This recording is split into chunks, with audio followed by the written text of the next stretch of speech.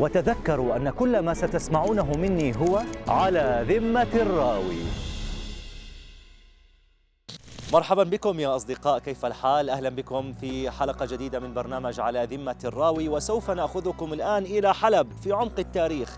كان هناك أمير شجاع وذكي يسمى علي بن منقذ، وكان تابعا للملك محمود بن مرداس. وفي يوم ما وقع خلاف بين الملك والأمير، فعلم الأمير أن الملك يريد أن يقتله، فترك حلب وهرب إلى دمشق. فطلب الملك من الكاتب أن يكتب رسالة إلى الأمير علي يطمئنه فيها ويحثه على العودة إلى حلب، ولكن شعر الكاتب بأن الملك يبيت نية غدر للأمير، فكتب له رسالة عادية. وفي نهاية الرسالة كتب له: عد إلى حلب ولن يصيبك مكروه إن شاء الله تعالى، بتشديد النون في إن.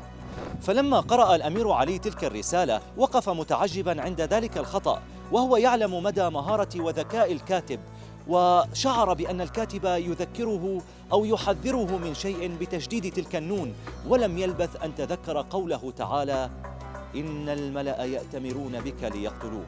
وبالفعل رد برسالة عادية شاكرا الملك على أفضاله وعلى ثقته الشديدة به، وختمها بعبارة: أن الخادم المقر بالإنعام، بتشديد النون في كلمة أنا. فلما قرأ الكاتب رسالة الأمير علي فطن إلى أنه تنبه إلى تحذيره المبطن، وأنه يرد عليه بقوله تعالى: إنا لن ندخلها ما داموا فيها، واطمأن إلى أن الأمير لن يعود إلى حلب في ظل وجود ذلك الملك الغادر. معلش تحمسنا شوي. ومن هذه الحادثة أصبح الجيل بعد الجيل يقولون للموضوع إذا كان فيه شك أو سوء نية أو غموض، الموضوع فيه إنه. هذه هي قصتي يا أصدقائي، أتمنى أن تكون قد نالت إعجابكم. تابعونا في قصص وحلقات مقبلة. إلى اللقاء.